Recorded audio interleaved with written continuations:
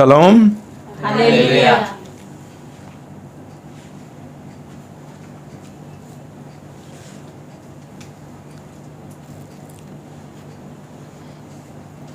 आज पढ़ेंगे मार्कुस दूसरा अध्याय 18 से 22 तक। मार्क 2:18-22, मार्कुस 2:18 से 22 हम साथ में मिलके पढ़ेंगे। यूहन्ना के चेले और फरीसी उपवास किया करते थे और वे आकर उससे कहने लगे, यूहन्ना के चेले और फरीसियों के चेले तो उपवास रखते हैं, परंतु तेरे चेले क्यों उपवास नहीं रखते?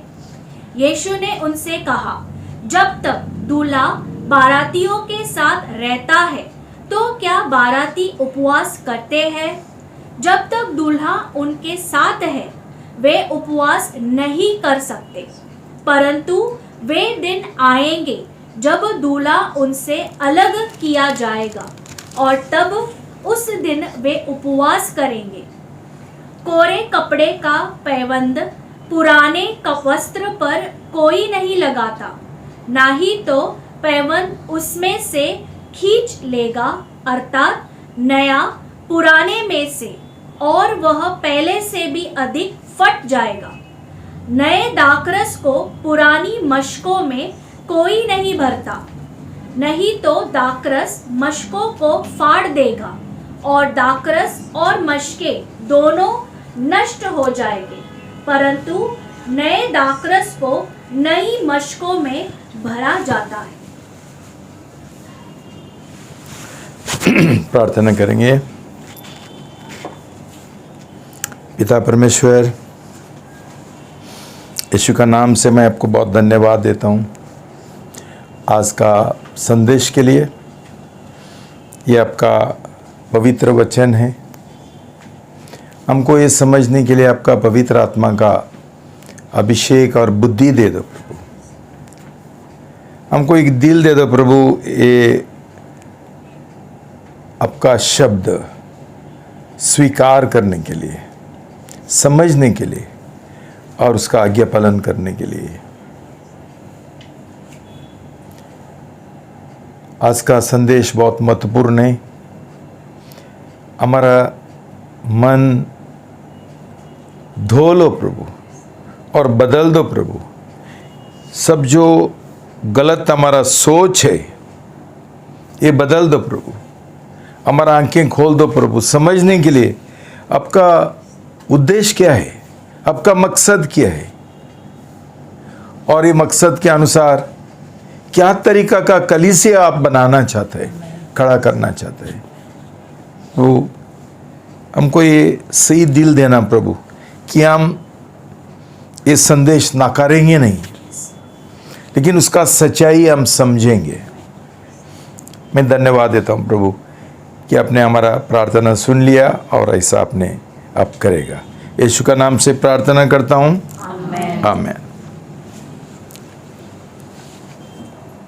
भाई बहनों, पिछला संडे हम जूना दाखरस और नया दाखरस इसके बारे में हम सीखे थे। क्या ये पुराना दाखरस क्या दर्शाता है? पुराना करार, कानून, नियम शास्त्र, हमारा खुद का शक्ति। और ये नया दाखरस दर्शाता है नया करार, नया जीवन और परमेश्वर का अनुग्रह हमारा जीवन में। तो भाई बहनों, प्रभु यीशु मसीह ये नया करार स्थापित करने के लिए आया और हमको पाप से छुड़ाने का और एक अनंतकाल जीवन देने के लिए एक नया और जीवित मार्ग हमारा सामने खुला करने के लिए। आज जो दृष्टांत है उसके द्वारा प्रभु यीशु हमको और एक महत्वपूर्ण बात सिखाना चाहते हैं कि जो नया दाखरस है वो जूना मस्के जो है उसमें नहीं डाल सकते। क्यों? ये जूना जो है ये अभी थोड़ा कड़क हो गए है, अभी और खींच नहीं सकते हैं। और जब ये नया दाखरस ये जूना मस्के में जाएगा, उनका अंदर फर्मेंटेशन होता है जिसको बोलते हैं किण्वन, और वो गैस के वजह ये जो जूना मस्के है वो फूट जाते हैं। तो नया दाखरस के लिए नया मस्कों का जरूरी है। अब इसका मतलब क्या है भाई बहनों कि जो जूना सिस्टम था, व्यवस्था था, वो जूना करार का नया करार के लिए वो फायदा का नहीं है, यूजफुल नहीं है, उपयोगी नहीं है। उसके लिए कुछ नया व्यवस्था, नया ढांचा बनाना पड़ेगा। लेकिन ये जो फरीसी लोग है, ये धार्मिक जो लीडर थे, अगुवे थे, नेता थे, ये उनका जो पुराना सोच विचार है वो बदलने के लिए तैयार नहीं थे। और जो उनका धार्मिक परंपरा था वो भी बदलने के लिए तैयार नहीं थे। वो उसके अनुसार चलते थे। उनका जो कानून है, मूसा का जो कानून है, उसके अनुसार जीना चाहते थे, और ये बहुत खड़क थे। इसलिए ये लोगों ने ऑब्जेक्शन लाया, प्रभु को बोला हम सब लोग उपवास करते हैं, लेकिन तेरा जो शिष्य है वो उपवास क्यों नहीं करते हैं? अभी प्रभु यीशु मसीह ने उनको एक जवाब दिया कि जो दूल्हा का भरती है, बाराती है, ये दूल्हा है, तभी कैसा उपवास करेंगे? वो जाने के बाद जरूर ये उपवास करेंगे। इसका मतलब क्या है? प्रभु यीशु मसीह उपवास के विरुद्ध नहीं था, लेकिन उसने क्या बोला कि ये उपवास का एक मकसद है, एक जगह है जब भी करने का है, अभी नहीं है। तो उनको ऐसा उनका परंपरा का विरुद्ध कुछ बोलेगा तो उनको बहुत गुस्सा आता था। ये कबूल नहीं थे स्वीकार करने के लिए। इसका मतलब क्या है? प्रभु यीशु मसीह नया करार स्थापित करने के लिए आया है, लेकिन ये लोग जूना करार को पकड़ के बैठे थे। मूसा का जो कानून है उसको पकड़ के बैठे थे, और जो अभी पवित्र आत्मा का नया कानून आने वाला है, नियम आने वाला है, वो स्वीकार करने के लिए तैयार नहीं थे। और इसके लिए प्रभु यीशु का बीच में और ऐसे फरीसी जो धार्मिक लीडर थे उनका बीच में एक टक्कर चल रहा था। भाई बहनों, अपने ये समझना चाहिए कि प्रभु यीशु मसीह को क्यों क्रूस के ऊपर मारा। वो पाप के विरुद्ध बात करता था, प्रचार करता था, इसलिए नहीं। प्रभु यीशु मसीह ने बहुत पाप के विरुद्ध बात किया। उनको बोला तुम नम्र बनो, झूठ मत बोलो, और व्यभिचार गलत है, पैसा का प्रेम करना गलत है, पाप है, ये सब कुछ बोला। लेकिन आपको लगता है जब भी प्रभु यीशु को क्रूस के ऊपर चढ़ाया, ऐसा प्रचार के लिए उन्होंने उसको क्रूस के ऊपर चढ़ाया? नहीं भाई बहनों, उसको सिर्फ एक बात के लिए उन्होंने उसको क्रूस के ऊपर चढ़ाया, मारा उसको। क्यों? वो उनका जो धार्मिक परंपरा था उसके विरुद्ध आ गया। उनका विरोध आ गया, इसका मतलब क्या है? उनका जो पेट का धंधा था वो चले जाता था। ये पेट का सवाल है, ये हमारा धंधा है, हमारा काम है। फरीसी लोगों का, जुना करार का जो ये धार्मिक लीडर है, उनका विरोध आ गया। आपको याद है कैसा प्रभु यीशु मसीह ने मंदिर में जाके उनका जो ये है टेबल्स, मेज उलट पुलट किया। क्यों? ये लोगों ने धर्म का धंधा बनाया था। और प्रभु यीशु बोलता है, मैं नहीं चाहता हूं मेरा पिताजी का घर ये अशुद्ध हो, अपवित्र हो। उसका पिताजी का जो मंदिर है उसके और उसको इतना धून था, तो वो शुद्धिकरण करना चाहता था, बंद करना चाहता था। तो ऐसा बातों के लिए बार बार प्रभु यीशु मसीह उनको डांटता था। ये फरीसी लोगों का जो ढोंगीपन है वो खुलम खुलम लाता था। उसके लिए अंत में उसको क्रूस के ऊपर चढ़ाया। भाई बहनों, इसका मतलब ये है कि हमारा जीवन में भी वैसा ही होगा। शायद हमको जूना दाकरस, नया दाकरस का संदेश अच्छा लगेगा और हम एग्री होते हैं, हम सहमत है, मान लेते हैं। क्यों? वो पाप के विरुद्ध है और हम जानते हैं कि पाप तो गलत है। पाप से हम मुड़ने का है, हमारा जीवन बदलने का है, ये हम मान लेते हैं। हमारा कोई प्रॉब्लम नहीं। हम ये पाप का जीवन बंद करे ना करे वो अलग बात है, लेकिन ये प्रचार, ये संदेश सही है।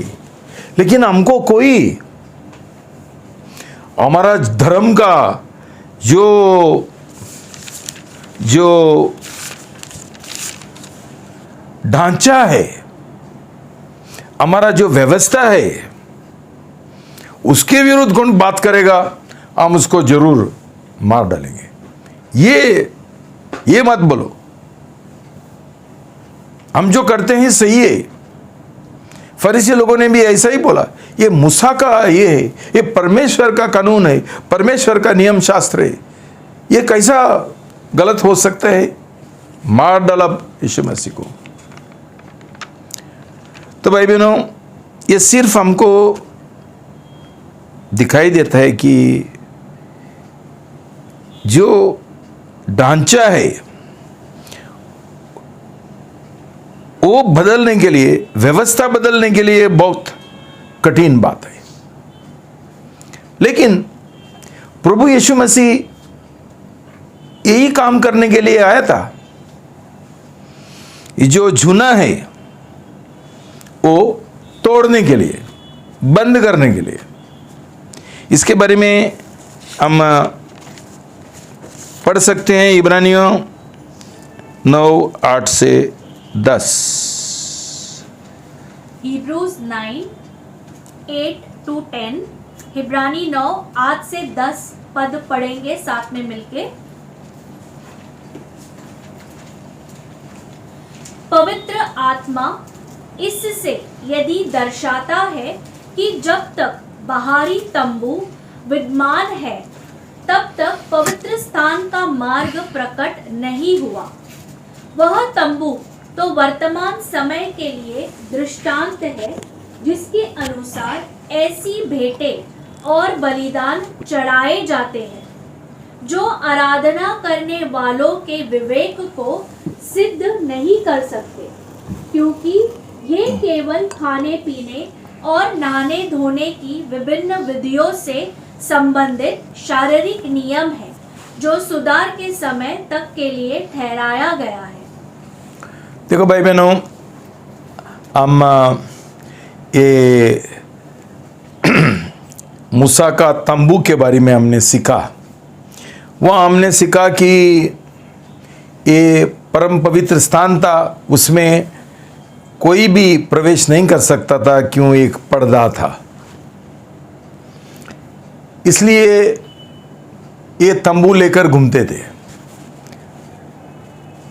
वही एक तरीका का परमेश्वर का उपस्थिति थी उनका बीच में। लेकिन जब भी प्रभु यीशु मसीह आया,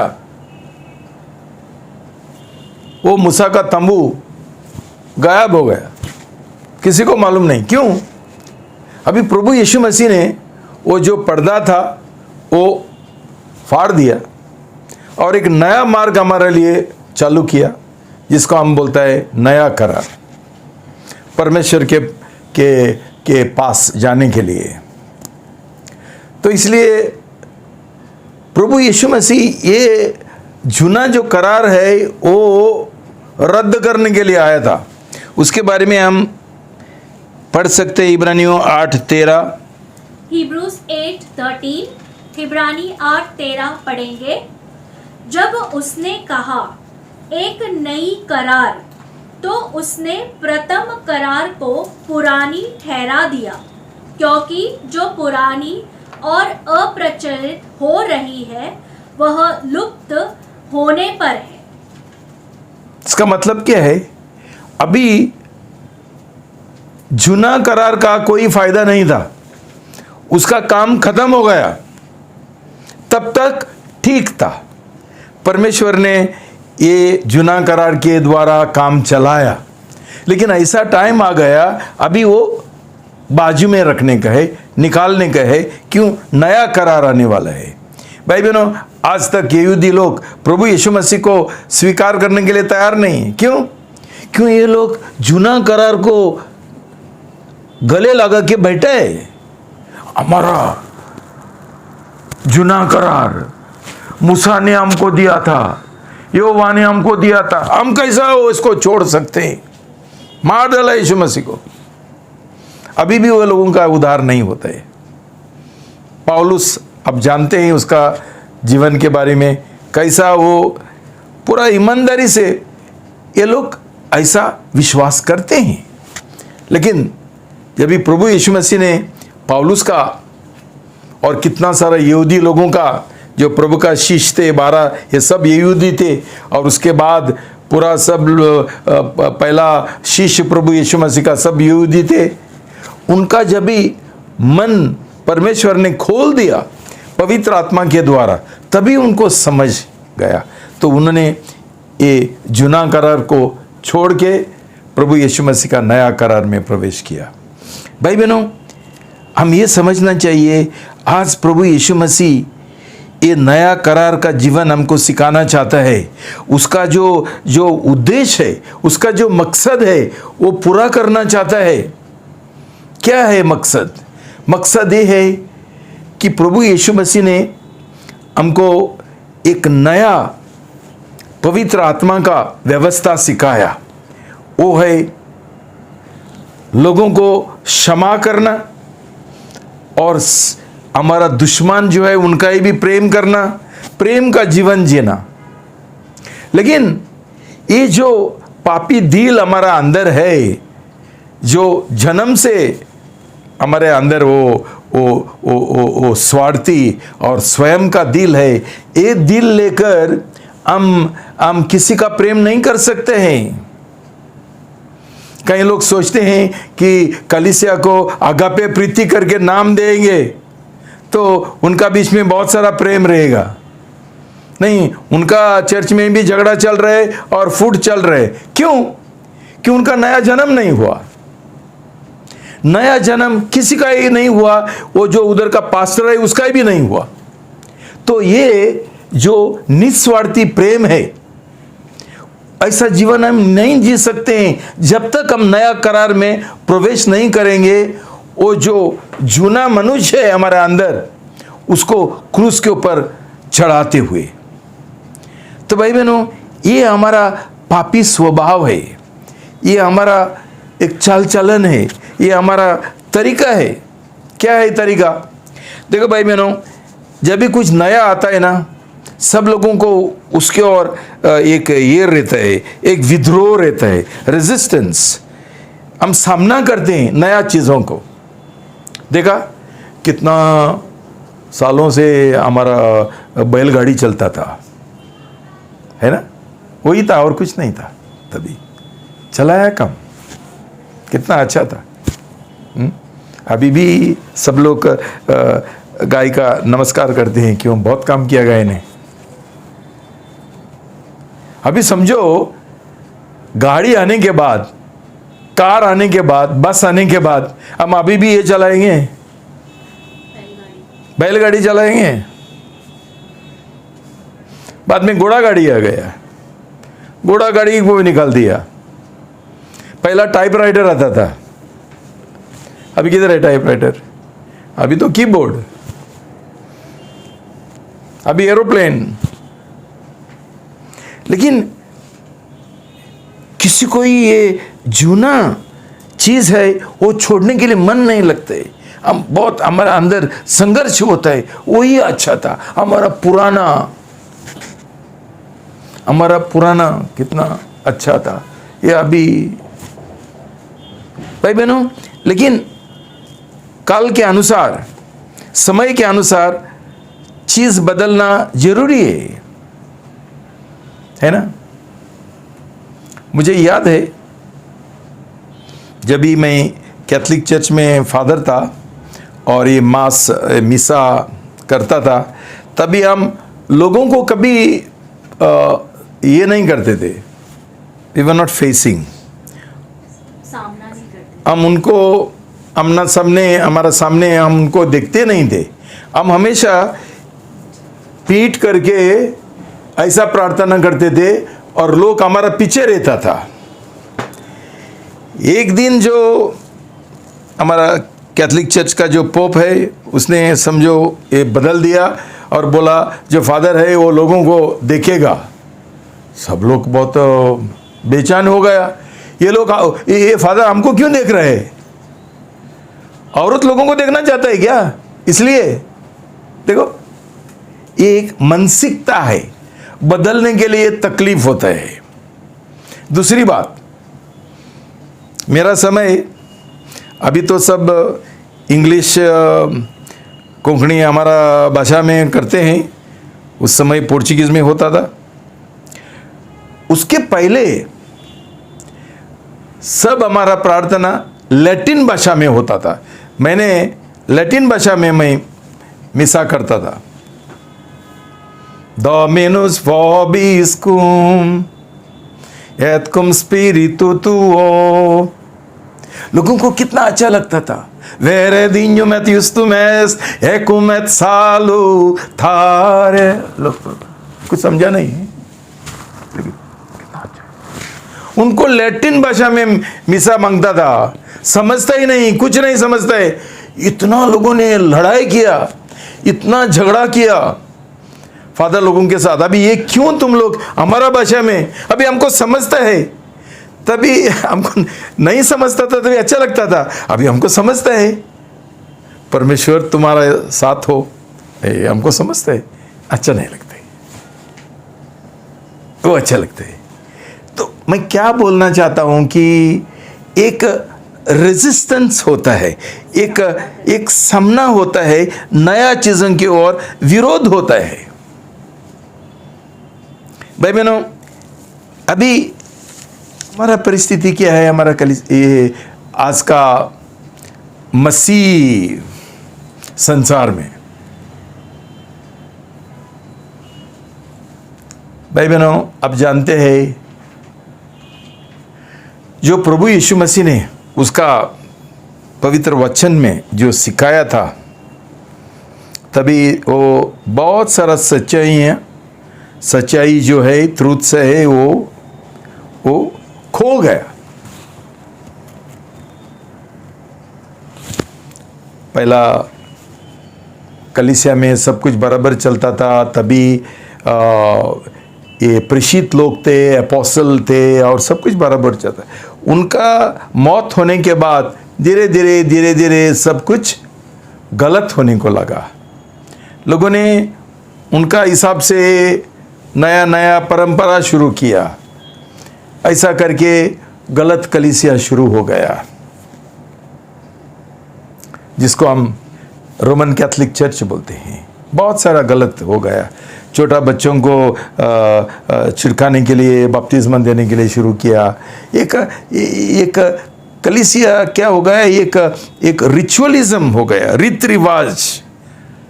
रीत रिवाज का विधिवाद, रिचुअलिज्म ऐसा हो गया। कोई जान नहीं है, मरेला है सब कुछ। मैंने ये सब कुछ किया, मैं उधर था इसलिए मैं जानता हूं, प्रभु ने मुझे वहां से निकाल दिया। तो तभी ये काली युग बोलता है उसको। बाद में परमेश्वर ने क्या किया कि एक सुधारण शुरू किया, रेफॉर्मेशन। और ये रेफॉर्मेशन मार्टिन लूथर करके एक था, जो भी मेरा जैसा एक फादर था, उसने शुरू किया। उसने एक पहला सच्चाई वापस ये किया कि हमारा उद्धार विश्वास के द्वारा होता है। ठीक है, तब से प्रोटेस्टेंट चर्च शुरू हो गया। और ऐसा करके एक एक अलग अलग सच्चाइयाँ परमेश्वर ने रिस्टोर किया, पुनर्दोहराया, वापस हमको दे दिया जो खो गया था। जैसा है बपतिस्मा, बुजुर्ग लोगों का बपतिस्मा शुरू हो गया, पवित्र आत्मा का बपतिस्मा आ गया, और ऐसा अलग अलग। तो उस समय परमेश्वर ने अच्छा परमेश्वर का दास लोगों का उसने इस्तेमाल किया ये सच्चाई वापस लौटाने के लिए। लेकिन क्या हो गया कि बहुत सारा पंथ शुरू हो गया, बहुत सारा विभाग, वर्ग शुरू हो गया, जिनको हम इंग्लिश में डिनोमिनेशंस बोलते हैं। जैसा अभी प्रोटेस्टेंट्स है, सीएनआई है, मेथडिस्ट है, बैप्टिस्ट है, ब्रेदरन है, और कोई हेब्रोन है, और अलग। हर एक जन उनको जो सच्चाई परमेश्वर ने लौटाया वो लेकर उन्होंने उनका एक ये बनाया, ये मेरा राज है, ये मेरा डिनोमिनेशन है, ये मेरा वर्ग है, और उसमें है। उसके बाद अंत में एक पेंटेकोस्टल आ गया, मतलब पवित्र आत्मा का बपतिस्मा। वो सच्चाई परमेश्वर ने फिर एक बार लौटाया, फिर एक बार हमको दे दिया। तो उन्होंने उनका बनाया, और ये बोलता है हम लोग पेंटेकोस्टल चर्च है। तो एक दूसरे का नफरत करते हैं। लेकिन सच ये है कि परमेश्वर ने ये सब बातों का इस्तेमाल किया, जैसा बैलगाड़ी का इस्तेमाल किया था। इसका मतलब नहीं कि बैलगाड़ी अभी तक हम रखेंगे, उसके द्वारा कुछ काम नहीं होता है। अभी हमारा काम के लिए अभी हमको आधुनिक जो यंत्र है उसका इस्तेमाल करना पड़ता है। लेकिन ये भाई लोग इतना कड़क हो गया उनका वर्गों में और उनका विभाग में कि ये लोग छोड़ने के लिए तैयार नहीं है।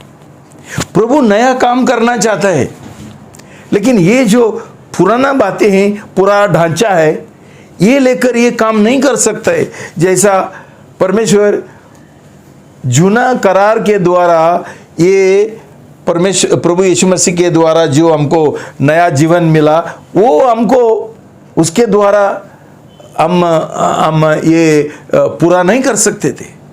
उसके लिए नया करार का जरूरी था, इसलिए प्रभु ने ये पुराना करार खत्म कर दिया।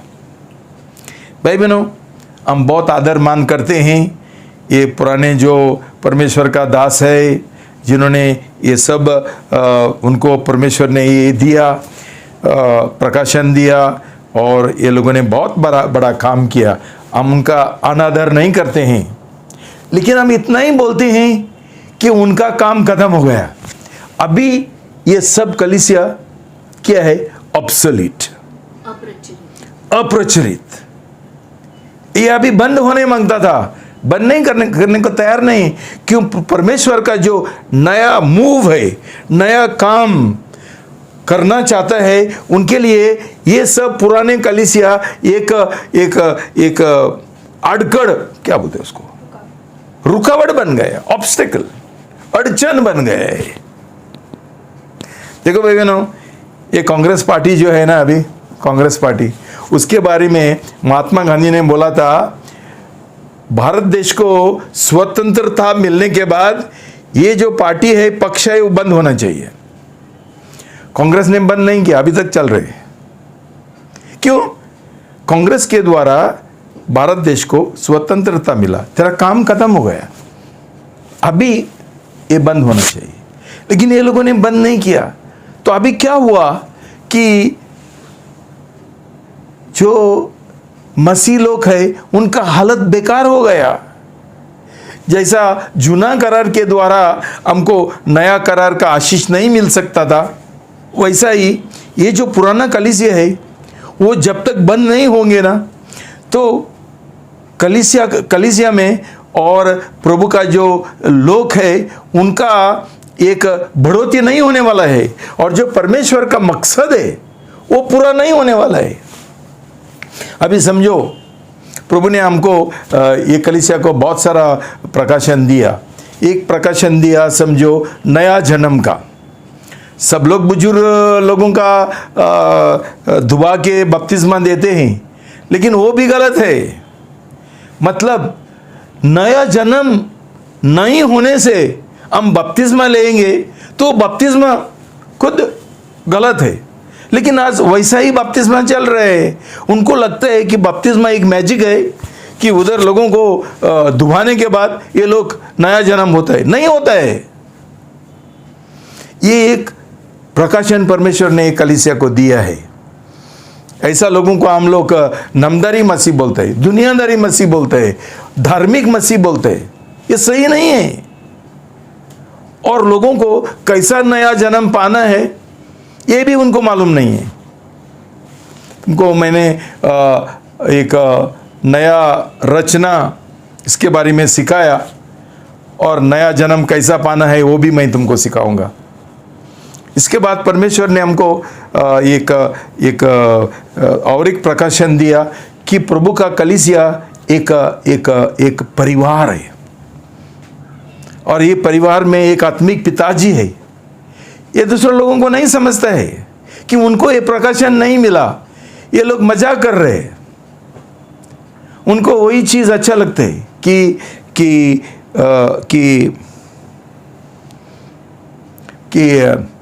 पास्टर है, बस ये पास्टर लेकर घूम रहे हैं। बहुत अच्छा लगता है उनको। एक्चुअली क्या है कि ये लोग कलीसिया चालू करते हैं ताकि लोग उनको पास्टर बोले। उनको बहुत अच्छा लगता है। क्यों? पहला ये लोग ये था, रिक्शा वाले थे। अभी उनको चाहिए कि लोग उनको पास्टर बोलेंगे। ये पास्टर है क्या प्लास्टर है मुझे मालूम नहीं, क्या पोस्टर है, लेकिन ये बिल्कुल अयोग्य है। ये लोग ऐसा लोगों को बहकवाते हैं। क्यों? खुद कुछ नहीं जानते हैं, उनका ही भी उद्धार नहीं हुआ, नया जन्म हुआ, लेकिन अभी लोगों को इकट्ठा करते हैं, थोड़ा दशमांश मिलते हैं। भाई बहनों, आप मुझे बताओ, ऐसा कलीसिया को लेकर परमेश्वर का जो उद्देश्य है, शिष्य बनाने का, योद्धा बनाने का, दुल्हन बनेगा, ये लोग तैयार करेंगे? क्यों? ये लोग कानूनवादी है, लीगलिस्ट है। ये कानून सिखाता है, नियम शास्त्र सिखाता है। उनको अनुग्रह का मतलब क्या है नहीं समझते। भाई बहनों, कैसा हम लोग आत्मिक तौर से बढ़ेंगे? खाली रविवार को हम उधर सभा को जाएंगे और बार बार हमारा बाइबल स्टडी करेंगे, हमारा जीवन नहीं बदलता है। जब भी हमारा नया जन्म हुआ ही नहीं, जब भी दिल में हम संसार का प्रेम करते हैं, पैसा का प्रेम करते हैं, हम संसार के लिए जी रहे, वो महत्वपूर्ण है। हमको ये सब कुछ लेना देना नहीं है, लेकिन चलो हम जाएंगे, क्यों मंदिर में भी नहीं जा सकते हैं और मस्जिद में नहीं जा सकते, तो चलो चर्च में जाने गए। ऐसा वाला आज स्टैटिस्टिक्स है कलीसिया का, 90% लोग ये है पूरा दुनिया में नामदारी मसीह है। भाई बहनों, जब ये दुनिया में ये अभी ये आ गया, क्या बोलते हैं उसको, कोरोना वायरस आ गया, अभी इतना सारा ये आ गया, किधर है मसीह लोग? मसीह लोग किधर है? ये अविश्वासी लोगों के साथ चुप गए है उधर घर पे। कौन ये करेगा? कौन खड़ा रहेगा? योद्धा किधर है? प्रभु ने बोला, मुझे अधिकार मिला, वो मैं अधिकार तुमको देता हूं। ये तुमको मैंने पिछला बार सिखाया। कैसा हमारे पास अधिकार है, लेकिन सब डरपुक लोग बैठा है, अविश्वासी लोग। तो भाई बहनों, ये परमेश्वर का मकसद एक दुल्हन तैयार करने के लिए अभी ये अंतिम दिन आया। ये पिछड़ा जो ये है कलीसिया है, ये तैयार करेंगे दुल्हन। ये धार्मिक बन गए हैं, एक धार्मिक संस्था है, ये कलीसिया नहीं है, धार्मिक संस्था है। ये बिजी है लोगों को ये देने में, क्या राशन पानी, जो उनका शारीरिक जीवन का देखभाल कर रहे, आत्मिक उनके पास टाइम नहीं है। क्यों? उसके लिए पैसा इकट्ठा करना पड़ता है, दिन रात घूमते रहता है, पैसा कौन सा कंपनी में मिलेगा, किधर मिलेगा, ये लोगों का ये करने। आत्मिक जीवन का उनको कोई ये नहीं है। These people are not fit to be pastors. ये पास्टर कभी नहीं बनना मांगता था, लेकिन आज क्या है, आज सब लोगों को ये टाइटल बहुत अच्छा लगता है, पास्टर। अभी पास्टर करके थक गया है, अभी बिशप बनना चाहते हैं। अभी कई लोग बिशप बनते हैं और बाद में आर्ची बिशप बनते हैं, कार्डिनल। ये टाइटल उनको अच्छा लगता है। उनको बोलो कि पास्टर का टाइटल का बिना ब्रदर बोल के कलीसिया चालू करो, नहीं करेंगे। उनको पास्टर ही चाहिए, तभी उनको अच्छा लगते हैं। भाई बहनों, ये जूना करार का जैसा लोग है जो कुछ फायदा का नहीं। जो नया प्रकाशन परमेश्वर ने दिया है वो है अपोस्टोलिक चर्च, प्रशिक्षक कलीसिया।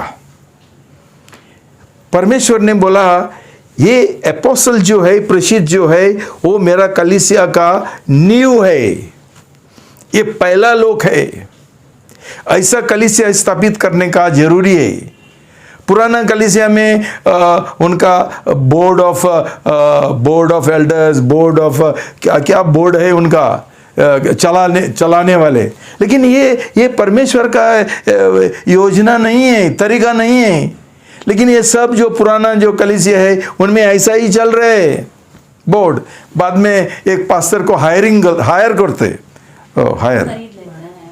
पैसे देकर भाड़े पे लेते हैं। जैसा लोग ये करते हैं ना कंपनी में, तू डायरेक्टर बनो, तू ये बनो। ये परमेश्वर का तरीका है क्या दुनिया का तरीका है? एपोस्टल वो परमेश्वर का ये नया प्रकाशन है। और ये अंतिम दिनों का कलीसिया एक अपोस्टोलिक चर्च, प्रशिक्षक कलीसिया होना बहुत जरूरी है। हम ये पढ़ेंगे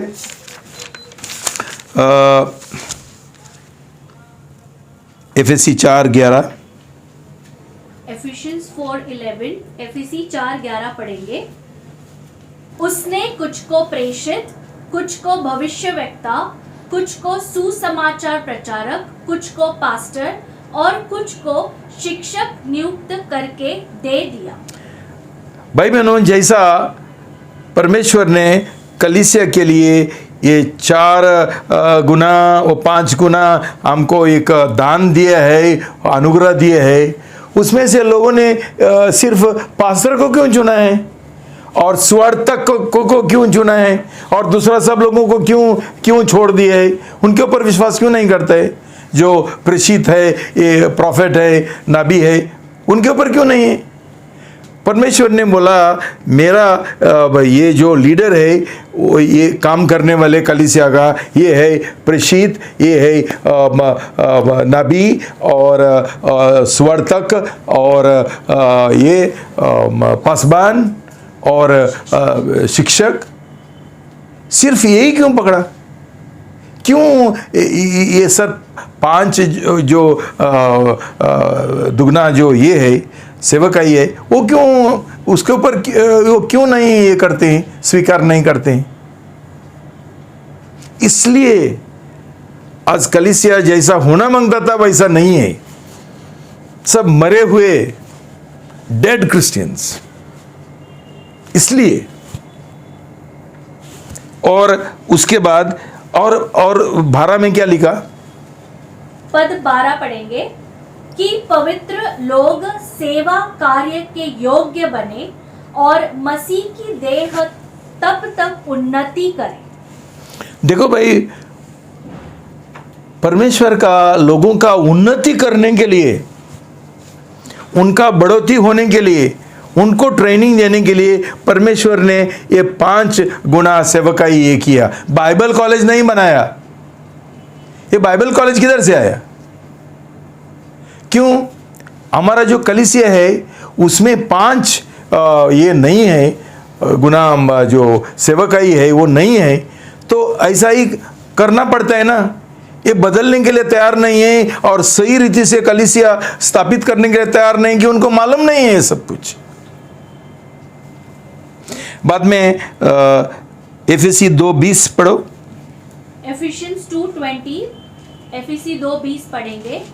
और प्रेषितों तथा भविष्यवक्ताओं की नींव पर, जिसके कोने का पत्थर मसीह यीशु स्वयं है, बनाए गए हो। तो भाई बहनों, जब तक हमारा नींव मजबूत नहीं है, कौन सा ही बिल्डिंग खड़े रहेगा नहीं।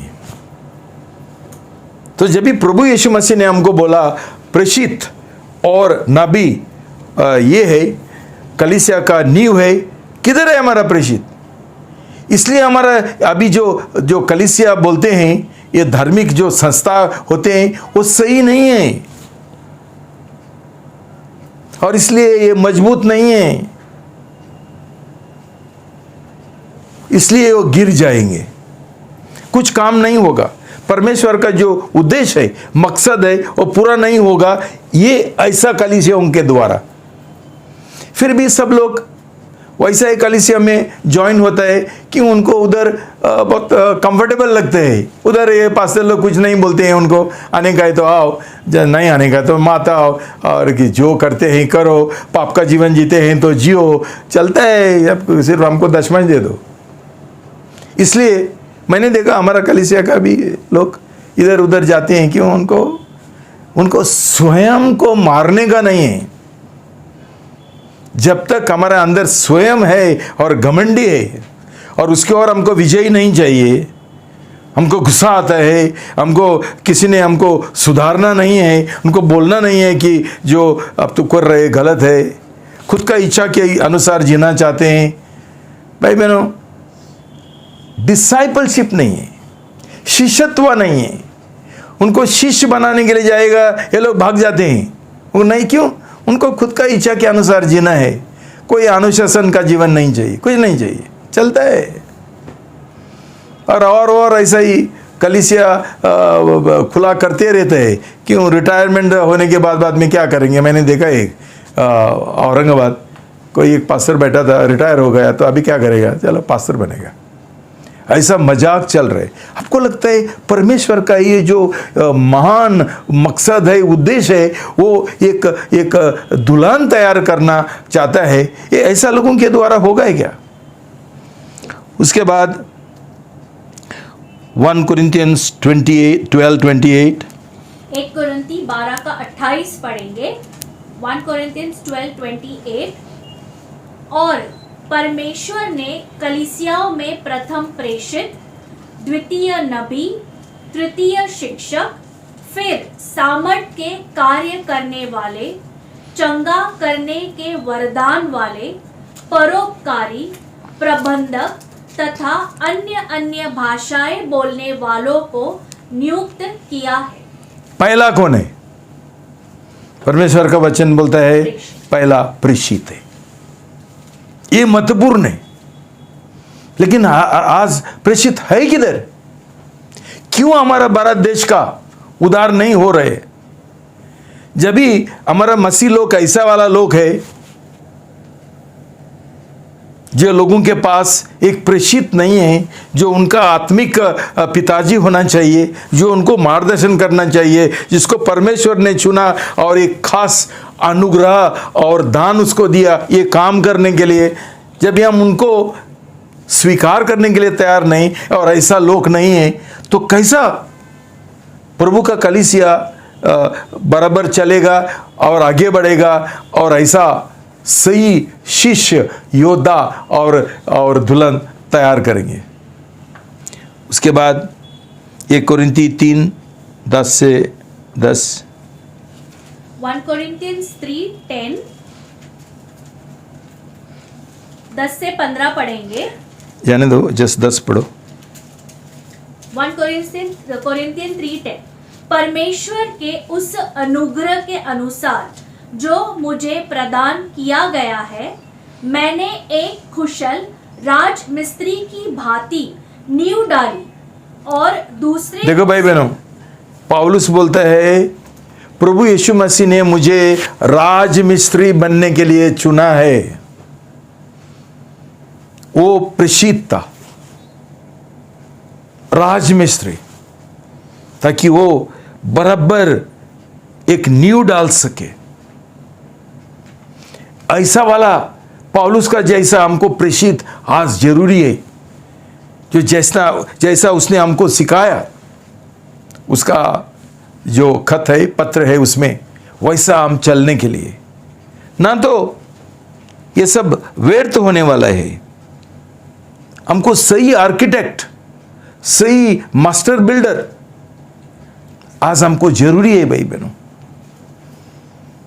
शैतान का अंतिम दिनों में जो वो क्रोध से भरा है, उसके विरुद्ध खड़े रहने के लिए हमको सिर्फ एक प्रेषित हमको तैयार कर सकता है, जिसको परमेश्वर ने एक नया प्रकाशन दिया है। शिष्य बनाने के लिए बहुत जरूरी है। आज कौन सा भी कलीसिया में शिष्य नहीं बनाता है। क्यों नहीं बनाता है?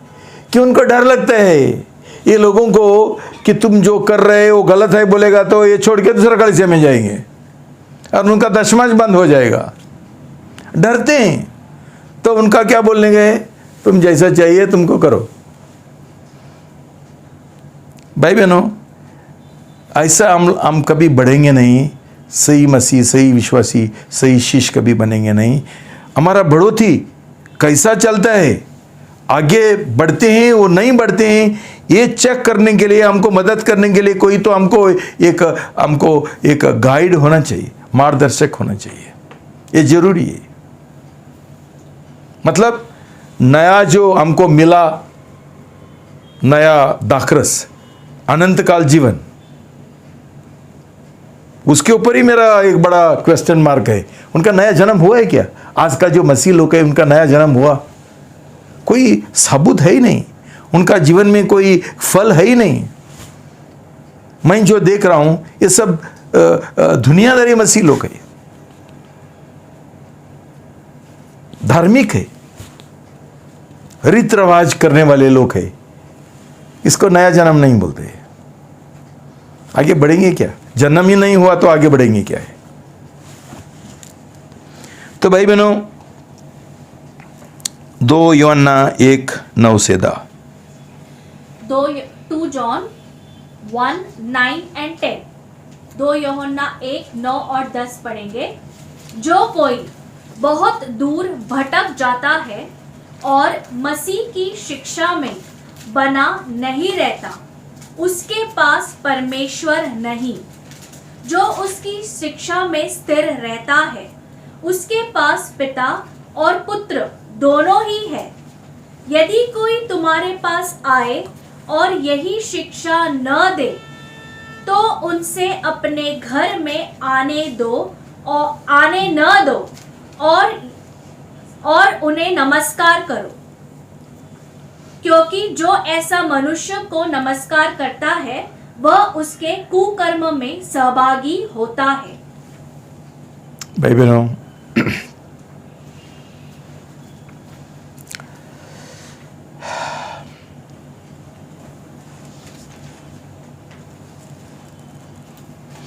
One chronicles 12:32। एक इतिहास 12:32, 1 क्रॉनिकल्स 12:32 पढ़ेंगे।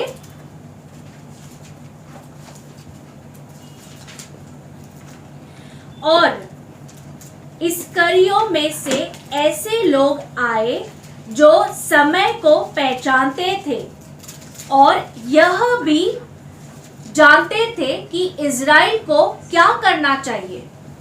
उसके प्रधान 200 थे और उनके सब भाई उनके अधीन थे।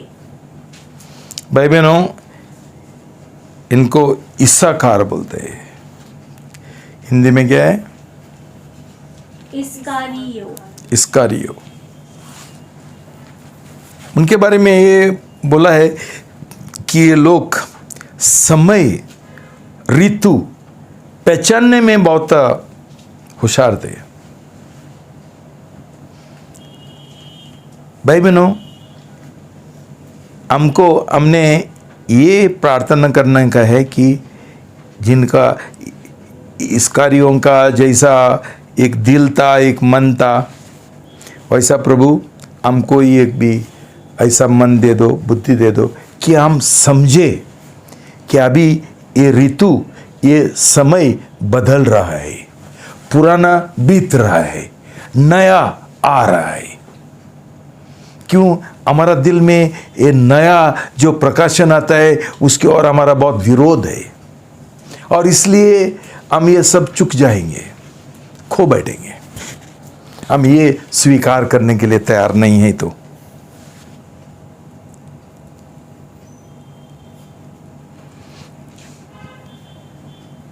भाई बहनों, ये स्वीकार करने के लिए सिर्फ जिनका नया जन्म हुआ है यही लोग स्वीकार करेंगे। ये जो थियोलॉजियंस है, देव ज्ञान शास्त्री, इनको कुछ नहीं समझने वाला है। आज बाइबल कॉलेज में थियोलॉजी सीखता है, इसलिए उनको कुछ समझता ही नहीं है। यहां प्रभु बोलता है, तुम जब तक बच्चों का जैसा सिंपल लोग नहीं बनेंगे तब तक तुमको ये प्रकाशन नहीं मिलेगा और तुम लोग परमेश्वर का राज में प्रवेश नहीं करेंगे। फरीसी लोग बड़े थियोलॉजियंस थे, दिमाग का लोग। शिष्य प्रभु यीशु मसीह का, ये लोगों ने ये प्रकाशन स्वीकार किया। क्यों? ये सिंपल लोग थे, सादे लोग, उन्होंने मान लिया। इसलिए परमेश्वर ने उनको स्वीकार किया और उनके द्वारा काम किया। भाई बहनों, हम ये ऐसा दिल के लिए हम प्रार्थना करने गए। उनका भाई सब उनके और अधीन थे, ऐसा लिखा ना, अधीन थे। ये अधीनता का मन, एक शिष्य का दिल में अधीनता का मन रहता है। जिनका नया जन्म हुआ उनके अंदर अधीनता का मन होता है। दूसरा लोग विद्रोह करते हैं, बाद में कलीसिया में फूट आता है। क्यों? ये सही लोग नहीं है, उनका नया जन्म नहीं हुआ, उनका स्वयं बहुत जिंदा है। उनको मान सम्मान चाहिए संसार का, संसारी बातों का पीछे भागते हैं और नहीं समझते हैं कि परमेश्वर का ऋतु समझ, ये जो समय है उनको पहचानते नहीं है। भाई बहनों, हमने देखा अमेरिका में क्या हो गया। इसका मतलब एक ही है कि आने वाला दिन बहुत खतरनाक है। जैसा तुमने सुना, ये कोरोना वायरस कुछ खत्म नहीं हुआ, अभी उसका वेरिएंट आ गया और एक थोड़ा बदल गया, दूसरा वायरस आ गया। उसके बाद अभी हमारा भारत देश में बर्ड फ्लू शुरू हो गया। भाई बहनों, शैतान के पास बहुत सारा फ्लू है, मंकी फ्लू भी है, वो भी आने वाला है। ये अंतिम दिनों में बहुत गड़बड़ होने वाला है। हम लोग तैयार हुआ है क्या उसको सामना करने के लिए? जब ये सब जो नौकरी बिक्री बंद होगी, सब जॉब्स बंद होगा, तभी भी हम खड़े रह सकेंगे। जब भी क्रिस्ती विरोधी बोलेगा कि तुम मेरा नहीं सुनते हैं और मेरे ऊपर विश्वास नहीं करते हैं, मैं तुमको मॉल में और शॉप में कुछ खरीद लेने के लिए नहीं देगा, तभी खड़े रहेंगे।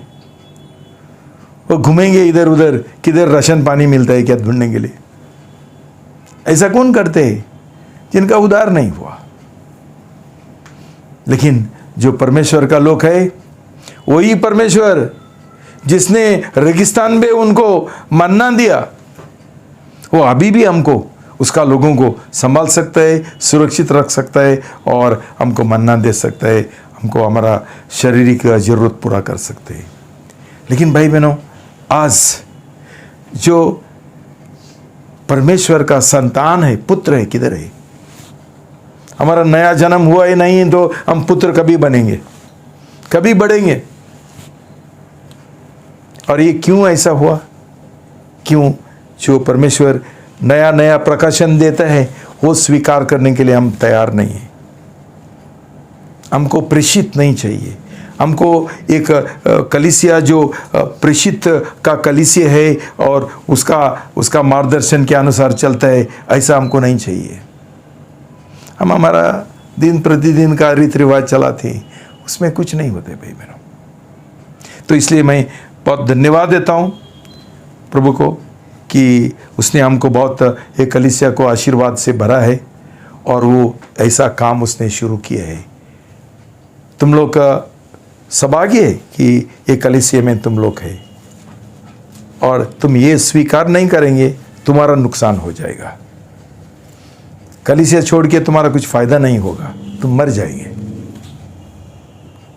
भाई बहनों, मैं प्रार्थना करता हूँ कि परमेश्वर तुम्हारा ये दिल और आंखें, आत्मिक आंखें और आत्मिक कान खुला करेंगे ये स्वीकार करने के लिए, और हमारा दिल ये इसकारियों का जैसा, इसाकार का लोगों का जैसा होगा कि हम एक अधीनता का मन और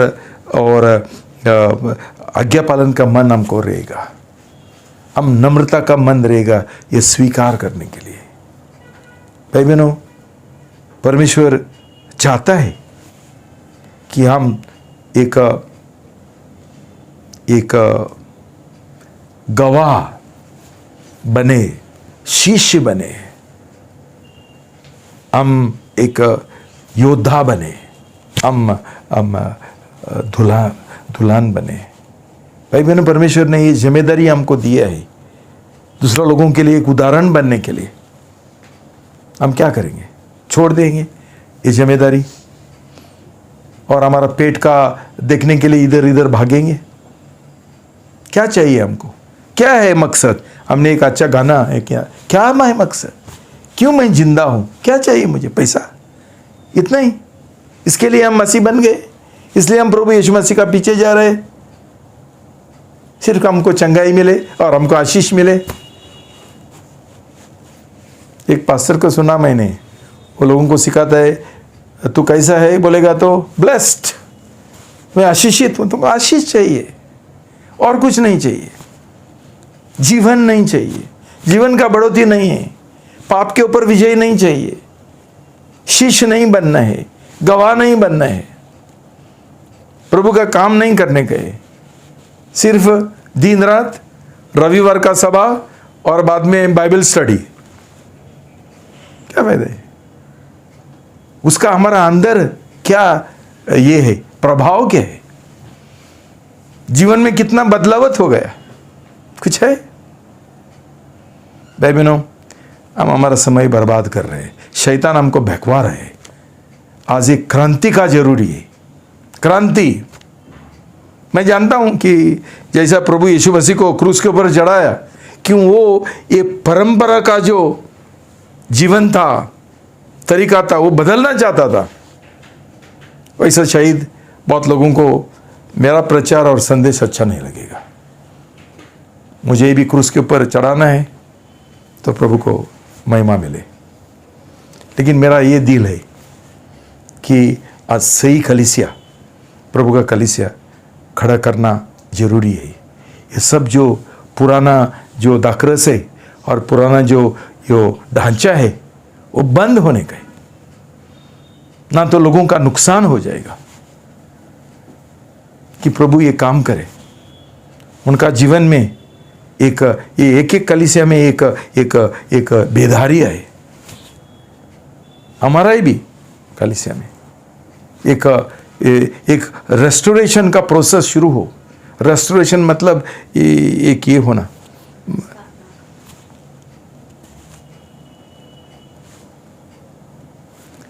प्रभु जो लौटाना चाहता है, रिस्टोर करना चाहता है,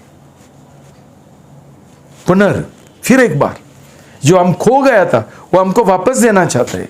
हम क्यों विरोध करते हैं? क्यों हम सामना करते हैं? क्यों स्वीकार करने का हमको मन नहीं है? जब ये सब कुछ प्रभु का वचन में लिखा है। लेकिन पुराना कोई परमेश्वर का दास थे, उनके लिए हमको बहुत आदर मान है, इसलिए हम सोचते हैं ये सही है, उसने जो बोला सही, ये सही थे उनका समय में। अभी उनका समय खत्म हो गया। मूसा का समय खत्म हो गया, उसके बाद जोशुआ आ गया, उसके बाद और लोग आ गया, और आज में प्रभु यीशु मसीह आ गया। भाई बहनों, परमेश्वर हमको बहुत आशीष देता है, लेकिन इसका मतलब है नहीं है कि वो अप्रूव करता है, मान्यता देता है, उसको प्रसन्न है। इस्माइल मालूम है ना, अब्राहम का वो बेविचार का पुत्र। परमेश्वर ने उसको मान्यता नहीं दिया, लेकिन आशीष दिया। परमेश्वर इस्तेमाल करता है ऐसा लोगों का, लेकिन इसका मतलब नहीं है कि उसने उनको मान्यता दिया और ये अभी भी चल सकता है। उनका ये देखो ना, ये कलीसिया जो है, ये कलीसिया का लोग है, उनका जो मसीह लोग है, उनका जीवन देखो, उनका फल क्या है देखो। उनका जीवन सही नहीं है तो ये लोगों का परमेश्वर क्या इस्तेमाल करेगा दूसरा लोगों का उद्धार के लिए? भाई बहनों, नम्रता से हम ये स्वीकार करेंगे, मान लेंगे कि कुछ तो गड़बड़ है हमारा जीवन में, हमारा आज का जो कलीसिया में कुछ तो गड़बड़ है। और जो परमेश्वर का मकसद है और उद्देश्य है पूरा दुनिया में उसका महिमा लाने के लिए हमारे द्वारा ये काम होगा ही क्या? जब भी हम लोग लड़ रहे एक दूसरे के साथ, ये गलत ये पुराना जो हमारा परंपरा है वो लेकर उसको चिपक के हम सही है, हम सही है, हम सही है। जो प्रभु अभी अंतिम दिनों में क्या करना चाहता है उसके और आंखें लगाओ, नजर लगाओ और स्वीकार करो। पवित्र आत्मा कलीसिया को चलाना चाहता है ये नया दिशा में। हम जानना चाहिए ये नया दिशा, ये अंतिम दिनों में क्या है, ताकि हम परमेश्वर का काम के लिए और राज के लिए, राज का विस्तार के लिए हम उपयोगी पात्र हो सके। प्रभु तुमको आशीर्वाद दो। God bless you. प्रार्थना करेंगे। पिता परमेश्वर, मैं ये आज का संदेश आपका हवाले में कर देता हूँ प्रभु। आपका अनुग्रह के लिए मैं धन्यवाद देता हूँ प्रभु। आपने मेरे ऊपर दया किया, अनुग्रह दिखा, इसलिए धन्यवाद देता हूँ प्रभु। मेरे द्वारा आप लोगों को ये प्रोत्साहन देना चाहता है, उन तक ये प्रकाशन पहुंचाना चाहता है, इसलिए मैं धन्यवाद देता हूँ। उनका दिल तैयार करो प्रभु, ताकि आने वाला दिनों में हम ये जो नया सच्चाई है वो स्वीकार करें और हमको परमेश्वर का आशीर्वाद मिले और हम परमेश्वर का जो आज्ञा है उसका बराबर पालन करें, उसका इच्छा पूरा करें और सब लोगों के लिए हम एक अच्छा उदाहरण बने, एक रोशनी बने, गवाह बने। पवित्र आत्मा, सिर्फ आप ये काम कर सकते हैं हमारे जीवन में और हमारे द्वारा। हमको एक नम्र और दीन आत्मा और दिल दे दो प्रभु, और यही मार्ग में, यही दिशा में आपका जो उद्देश्य है उसके अनुसार चलने के लिए प्रभु हमको पवित्र आत्मा का शक्ति और आपका अनुग्रह हमको दे दो प्रभु। हमको हिलाओ प्रभु, ये हमारा जो नामदारी मसीह जीवन है वो छोड़ने के लिए हमको मदद करो प्रभु, ताकि हम सही ईमानदार आपका शिष्य बन सके। शिष्य बनने का मन दे दो प्रभु हमको। हमारा जो अंदर जो स्वयं है और स्वार्थ है उसमें से हमको छुटकारा दो प्रभु। ओ प्रभु, हमारा जीवन के द्वारा आपको महिमा मिले हर एक बातों में प्रभु। मैं धन्यवाद देता हूँ, अपनी प्रार्थना सुन लिया। यीशु का नाम से प्रार्थना करता हूँ, आमीन। God bless you.